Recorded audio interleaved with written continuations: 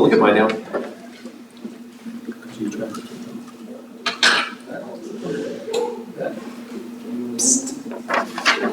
She told me to wait till she gets off. Are you running the meeting or She runs the meeting. Okay, making sure.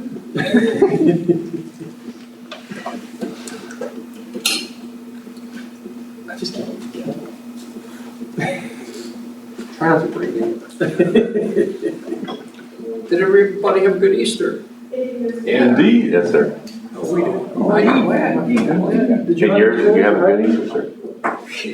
Grandkids are older, you gotta put bucks in them. That's right, that's right. Cost me a fortune.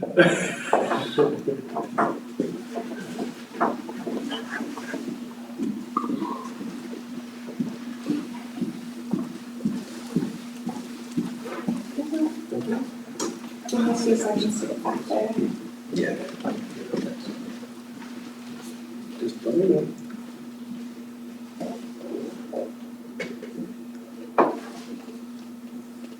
You're good to go. It is, I guess I got it. Yes. All right, it is 6:30, and I'd like to welcome everybody to the regular meeting for Tuesday, April 7th, 2026. And I think we should have a quorum check. All right, Mayor Maxwell, Mayor Pro Tem Fitzpatrick, Councilmember Goolsby, Here. Councilmember Putt, Councilmember Rubal, Here. Councilmember Shelby, Here. Councilmember Vaughan. Here. We have a quorum. So do we need to excuse these absences, or? So the mayor and the mayor pro tem are in Austin today, doing some Austin stuff. Councilmember Putt has a family event, so she is not able to join us. And if anybody wants to, I'll move to approve that we accept your absences. Second. All right, Councilmember Shelby, Aye. Councilmember Vaughan, Aye. Councilmember Goolsby, aye. Councilmember Rubal. Aye. Motion carried.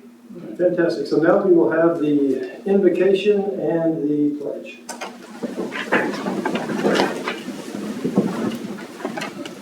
God, thank you for all the blessings you've bestowed upon us.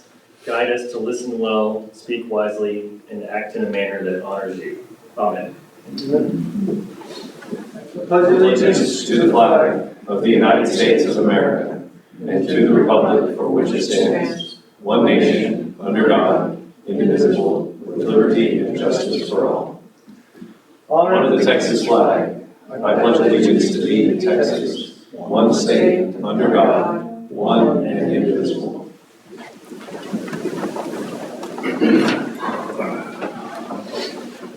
All right, so now we will move to the citizens to be heard portion.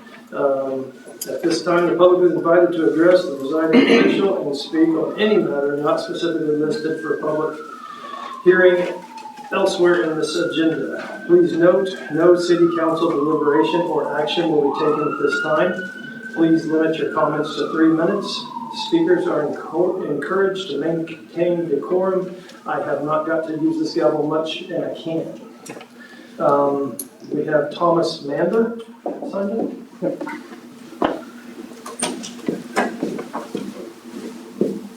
All right, good evening. I was hoping everyone would be here to go over this. I've got 4 of you here. I've looked back at previous meeting minutes and kind of seen that you've been split on the vote of the golf course renovations that are currently undergoing. And I wanted to discuss those in the brief time that I have, understanding that I don't really get to have any interaction with you.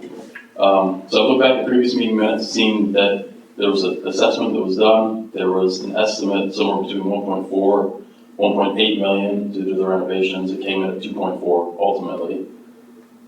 2 people were no, the rest was yes. Working in private practice, I was shocked that you could go from an initial estimate of 1.4 to 1.8 all the way up to 2.4. People could vote yes on that without trying to go back to the negotiating table and figure out what scope could be cut and how to get that back to a more reasonable amount of money. One easy way to do that would be to stop cutting down trees. So I live in the Summit, and there's a number of people there right now that are very upset with the number of trees that have been cut down, which I would say is unnecessary. I have some Google Earth images here, but there's no way to share those. But there's been trees that have been cut down that are not even on the golf course. They're off to the side of the cart path. I don't see any reason why they'd be cut down. On hole 5, if you drive into the Summit, it used to be very nice when you drove in. Trees on the right-hand side, trees on the left. They've cut down all the trees on the left. Those trees are behind the tee, behind it. They're not interfering with play, they're behind the tee. There was 18 trees there. They didn't get rid of a couple to create a little bit more room, they got rid of all of them. So I'd like to understand, and I know you can't answer, but I'd like to understand how a decision like that was made, when if I look at the budget as well, there's $100,000 for cutting down trees and $100,000 for sod. So right there, it's $200,000 that could have been eliminated from the 2.4 if we'd simply not cut down living trees. Things get old, they don't look as good as they do when they're young. Those trees were alive. There was no reason to cut those down as far as I can see. And as a citizen, when I look at the Universal City documents, one of the things I would just like to read, because I'm just perplexed that the city would do this. Give me a second to pull up the paper.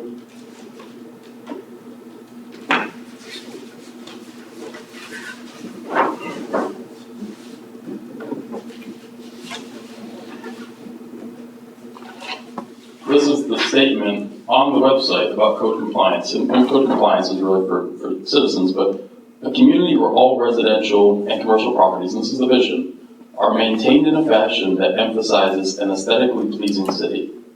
I'm trying to understand how cutting down trees, entering into a subdivision, again, trees that are behind a tee box, is aesthetically pleasing. I don't know how that decision was made, but this goes against the city's own vision under code compliance. So I'd be happy to discuss it more in the future, particularly when Mayor Tom's back and Lori Putnam back as well. I know they voted for it, but as a resident, I'm very, very disappointed in what's been going on at the golf course. Thank you. Thank you, sir. All right, so we'll move on to staff reports with the city manager's report. I don't have a report for tonight, sir. Okay.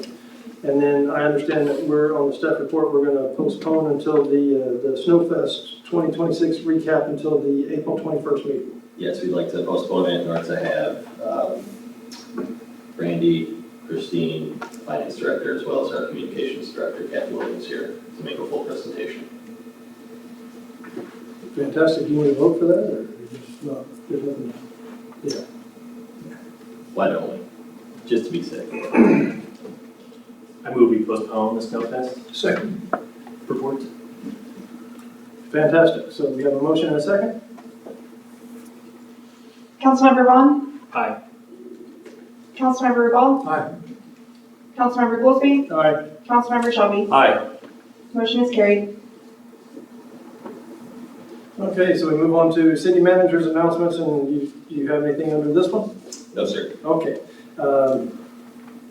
Tom doesn't, so we have council members' comments. Councilmember Vaughan? Nothing for me, sir. All right. Mr. Shelby? No, sir. Mr. Rubal? Oh. Yes, sir. I don't know how to address you. There you go. Thank you, Mr. Wolf. I have two things to report. And the first is actually a follow-up to a comment made by two council members at the last meeting that had to do with improving the efficiency of council. And I got together everything that has been posted on the council message board. And Mr. Vaughan introduced he's sort of the father of the council message board. It's 18 months old. And as of tonight, we are over 16,000 hits, opens on council message board. There have been over 60 threads posted by council members, one by the mayor, And there generally is a discourse with only 2 people, sometimes 3. If we want to make our meetings more efficient, the council message board is a state-approved media to allow council to present facts, discuss things, as long as we don't vote on the council message board. So that would make it very, very efficient. And unfortunately, Mayor's not here. If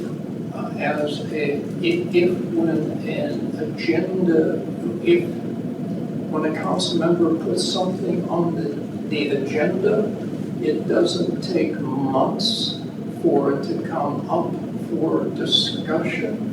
That would reduce the time of having to remind the mayor that there's something on the agenda that he promised to put on the agenda. So I would appreciate it if we could do something about that. That is, have some sort of a time frame. That if council wants to put something on the agenda, it appears on the agenda within a reasonable period of time. And then the final thing that I'd like to discuss is consideration of what exactly does Texas Local Government Code, Chapter 505, or EDC provision essentially allow us to do. And it's quite interesting, actually. If one goes through the list of things that are allowed, we find, for example, that for the purposes of this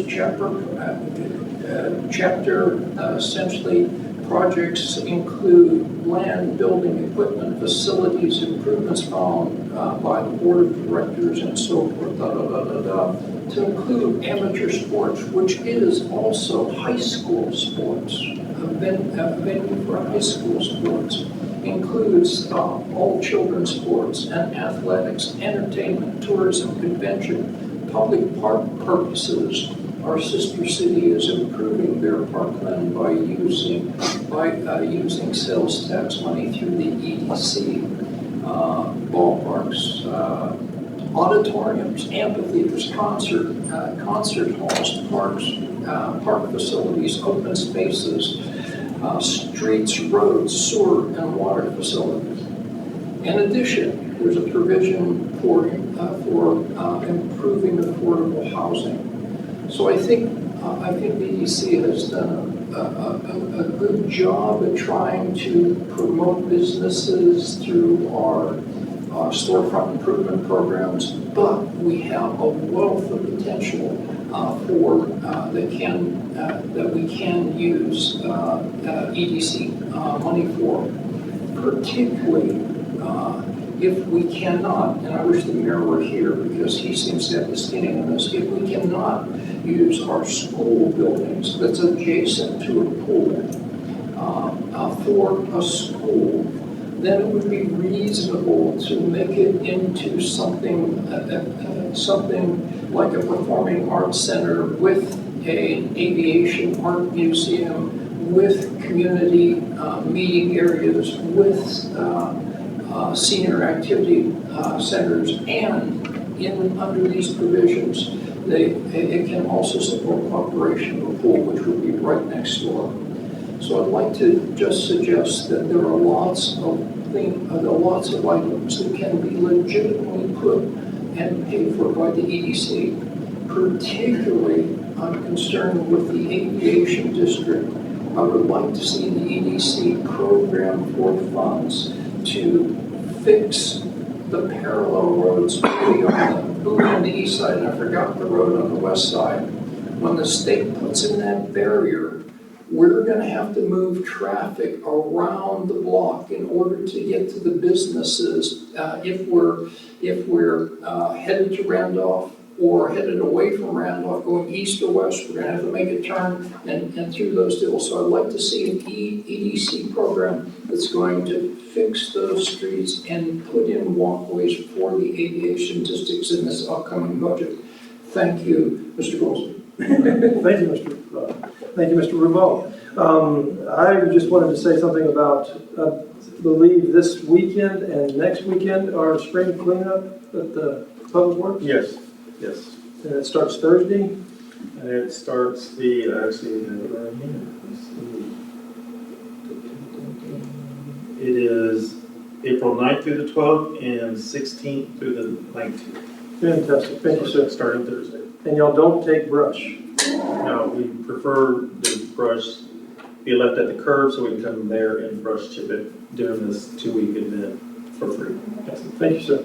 And that's all I have. So we'll move on to the consent agenda. All matters listed under this item are considered to be routine by City Council and will be enacted by one motion. There will be no separate discussion of these items. If discussion is desired, that item will be removed from the consent agenda and considered separately. I would like to pull item F for separate consideration. Somebody?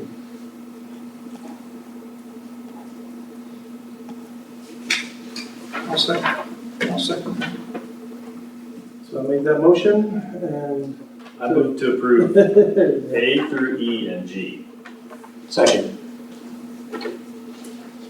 So, Councilmember Vaughan, Mr. Shelby, and we're going to talk F separately. Okay, so we're voting on, A through E and then G. fantastic. Councilmember Vaughan. Councilmember Shelby. Aye. Councilmember Goolsby. Aye. Councilmember Rubal. Aye. Motion carried. So, item F is ordinance number 581-Y, the PUD. I motion that we approve this with the caveat, or however you want to say it, that the totality stays less than, at 4 or less, 4 units or less.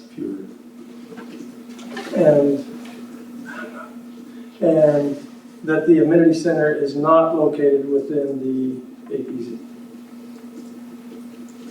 That's all I'm asking for on that point. Can you please educate us? Yes, please clarify what's the problem with this. So there were 3 or 4 options in our packet. Right. And one of those options had us at 4.04 units per acre. And the amenity center located in the APZ.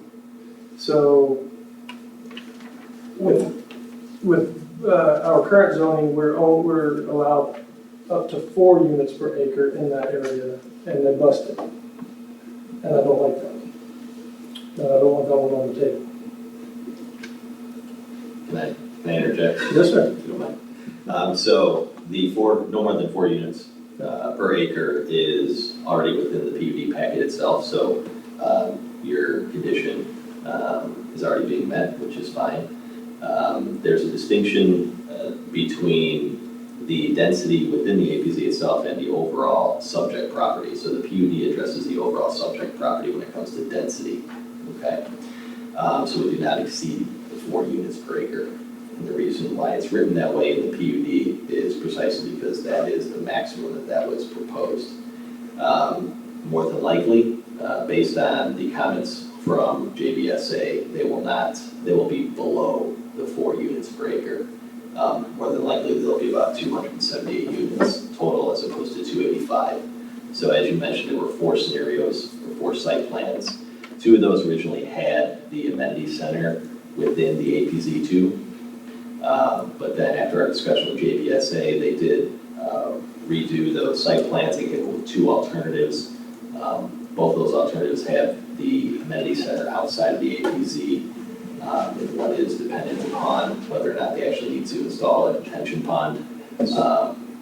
Based on what they just recently told us, they will have to install a detention pond. So, but regardless, the amenity center will be outside of APZ2. Fantastic. Mr. Shelby? Thank you. But that was in the original presentation, that was part of the options. Correct, all 4 were in that presentation. So are we approving, in the PUD, are we approving the site plans, or are we approving the limitations to the site plans? So that basically cuts down which plans they can actually use. We're not really... With this condition, then you will reduce, you'll eliminate 2 of the site plans. With Councilman Goolsby's. Correct. And what impact does that have? That should not have any impact on them because the developer has agreed to remove the amenity center from the APZ2 area. Is there any other impact we're not thinking of with this change? No, it just reinforces what they've already agreed to. I'll second the motion. Mr. Vaughan. Just one clarifying question. If we approve this and they come to you and say, oh, it's a deal breaker for us, they can always come back and say, can we tweak it this way or that way? Right? That's correct, yes. Okay, thank you. Mr. Rubal. Thank you, Mr. Goolsby. Michael, as you know, I'm always concerned about whether as Mr. Shelby said along several years ago, we wanted to make sure we have enough water to flush our toilets. And basically, we did go through Kim provided a very nice analysis on the Whisper Creek water utilization. I've got several questions with regard to that. And that is, of that $1.8 million, that's an upfront by the city for the development, correct? The 1.8 that was dedicated for water rights for Whispering Creek in her presentation. So I can't recall the details of her presentation, so I'm not going to confirm or deny that. But if she said it was, then that was the analysis that we put into that spreadsheet. Yeah, it was just in red the first year. So I assume that's the first year and the city is responsible for that.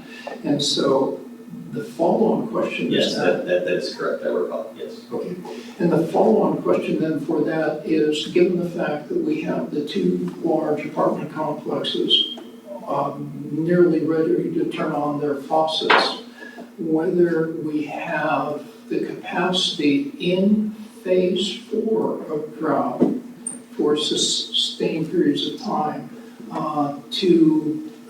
for Mr. Shelby to keep his toilet flushing. So we have done an analysis that suggests that we do have the capacity to provide water at the full build-out of the city at stage 4. With their current water rights. I cannot confirm that. Sorry, I don't have those specific answers for you. We'd have to look into that.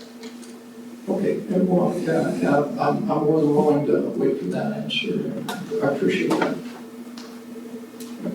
Oh, I'm sorry. So on if there were a condition that the numbers worked out that we could not maintain ourselves in phase 4, would there be a provision in council to terminate the development of that project until water rights were secured, given the fact that we've already committed to the apartments and we're soon to commit to the reunion very large? I don't believe that scenario is going to materialize, and I can't make a commitment for council. No. Okay, so, Mr. Goolsby, I move to place on the agenda the actions necessary for suspending development should staff presentation not show a water capacity reserve within a reasonable time, within the next month. And Mr. Rubal, Mr. Lundstone's going to add to that. Okay, when you're talking capacity, do we have enough water? For phase 4, for prolonged periods of time with the development. That's really the basic question. You have to define the long period of time. Because that's the math in it, because, the progress, you gotta say 365 in a year, or are we in stage 4 only for 60 days of the year? You're telling me 60 days, yes. If you're telling me 365, then no, we have the water rights that we have with the restrictions of stage 4. We still have the ability to go out and lease water. and we have the ability to go out and buy water. So yes, do we have the capacity? Yes, because we have those avenues to do that through our budget process. Okay, so you're looking then a little uncomfortable with, we don't necessarily have it now for sustained phase four. Going back to Athena's presentation, almost a year, 2 years ago, maybe, type thing, her chaos mode, I think she called it chaos or something like that, type thing. Worst case scenario is kind of what I'm looking for, comfort range for. Yeah, and as you know, I'm not going to discuss it in too much detail here tonight because it's discussions we've had in closed session, but we are got a plan in place to move forward with acquiring the catastrophic timeline of a stage 5 in a whole year. So that plan we're putting in place now, but yeah, that's for the future of the entire city. But when you talk about no restrictions, we have more than enough water without restrictions. But the planning scenario is, like this year, we haven't been in stage 4 for the whole year. So it automatically, we could have a downpour in 2 weeks, right? And we'll probably be fine.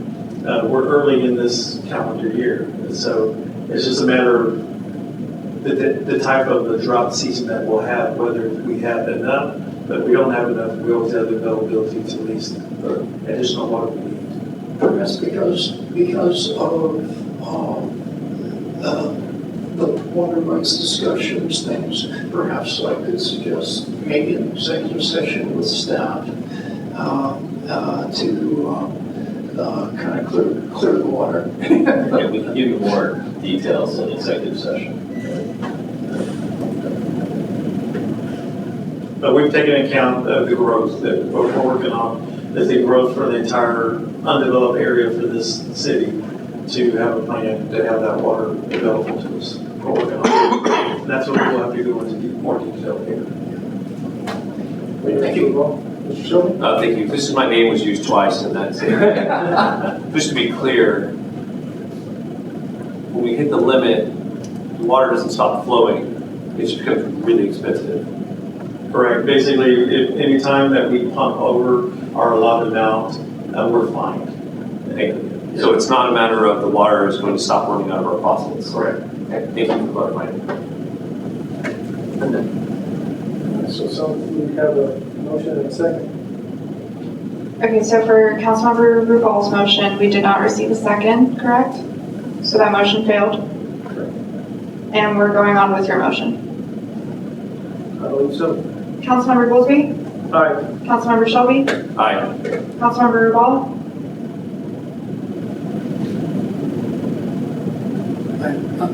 I'm sorry, I'm confused. I thought there was a little bit of a consensus that there would be an executive session.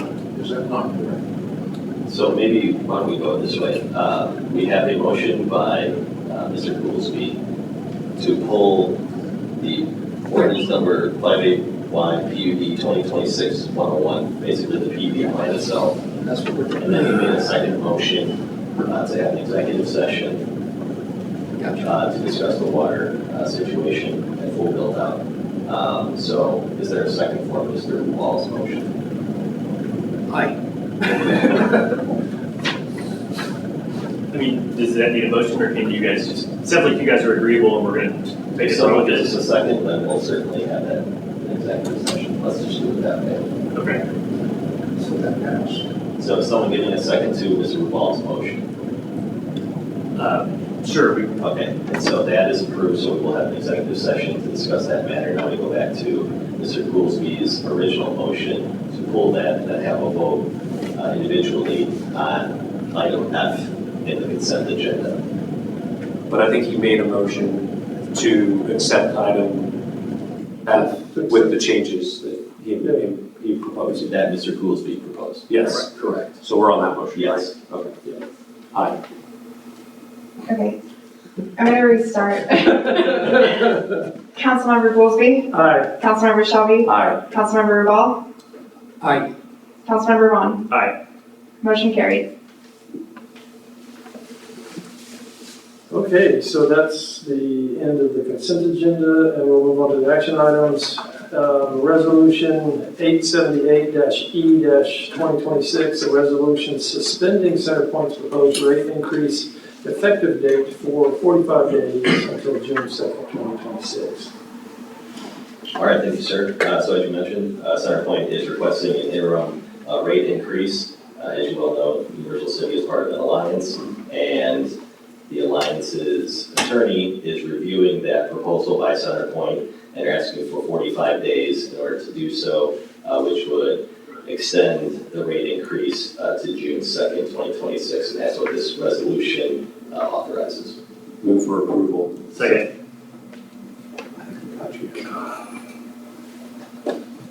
Councilmember Shelby, Aye. Councilmember Vaughan, Aye. Councilmember Goolsby, Aye. Councilmember Rubal. Aye.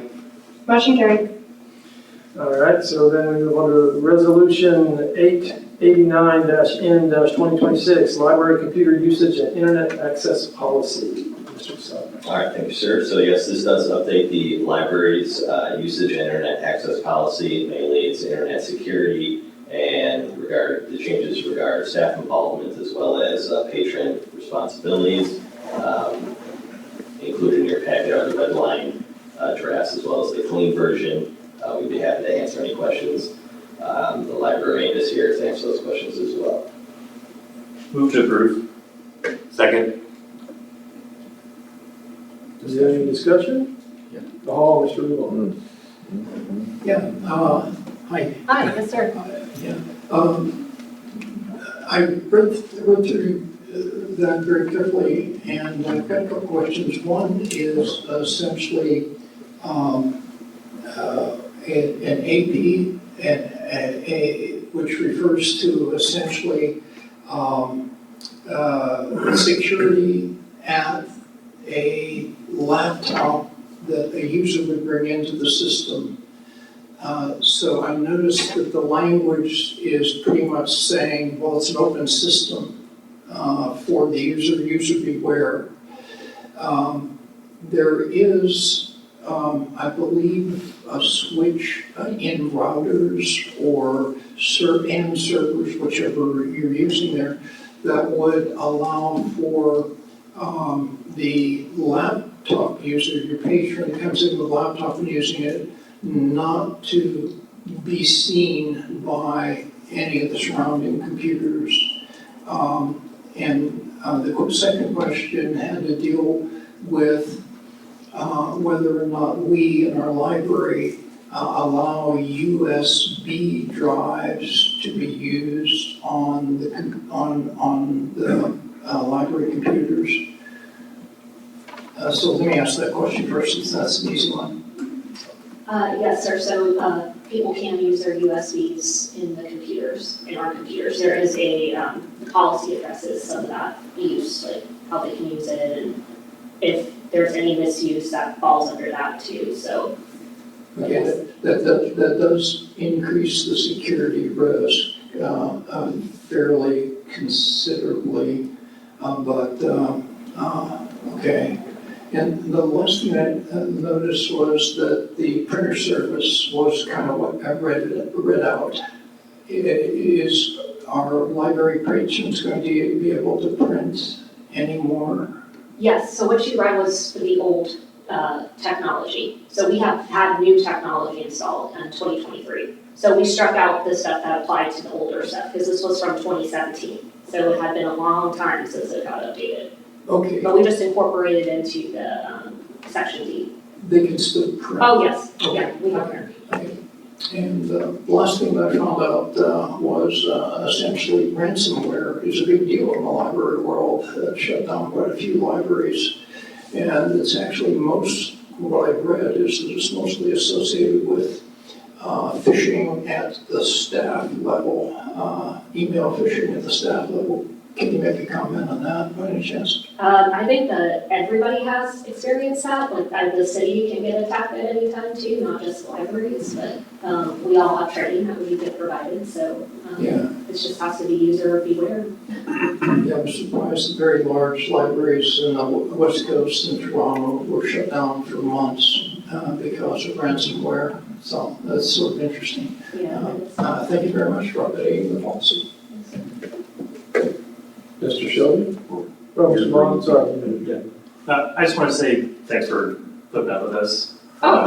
I know when our city manager brings these to us, I always ask her why, because it's just kind of a policy thing. And then it comes up here and then us yahoos pick it apart, yell at you over stuff, so thank you for putting up with that. But the next time you want to change it, I would say push her to say, hey, this is just policy, you really need to take it to council, and maybe it's something that you can handle internally and not have to have a speech about it. Thank you, that's all. Thank you, appreciate it. Mr. Vaughan. Mr. Shelby, sorry. Thank you, Mr. Goolsby. Just kind of expand, yeah, I understand we're allowing people to use USB drives on the library computers, but they don't have admin rights on those computers. They're allowed them to install any applications, correct? Correct. Okay, and that admin access is limited to only the library staff? I think it's limited to our IT. Some of us can access certain features, so. Okay. As far as the Wi-Fi goes, I don't think we've invested into one of those higher end wireless access systems that can then start isolating devices from each other. I'm sure you would come to us for a budget proposal on something like that. But generally, as long as we are making sure that people know that when they connect to this, they might as well be connecting to a coffee shop Wi-Fi or an airport Wi-Fi, and it is up to them. It's their responsibility to protect their own devices in those situations as best they can, because we don't have the staff nor the budget to provide an IT department to provide all that security for everybody that walks in the door. My main concern, like Mr. Rubal, is the library computers, which are on a completely separate network. They're isolated, and I can acknowledge that I know there's security awareness training that gets sent in every month as well. So as long as we're using the facilities in place to best protect ourselves with Microsoft 365, then I feel comfortable with this. Thank you. Thank you. Anything else? Vote. Yeah, Mr. Rubal? Councilmember Vaughan. Aye. Councilmember Shelby. Hi. Councilmember Goolsby. Aye. Councilmember Rubal. Aye. Motion carried.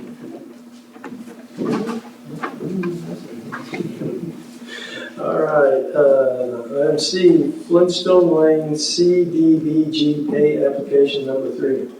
Thank you, sir. This is a community development block grant, so it's a match. So this is for Flintstone Lane, and we received an invoice, and City Council must approve the invoice for us to submit it to the county in order to get reimbursed for that amount.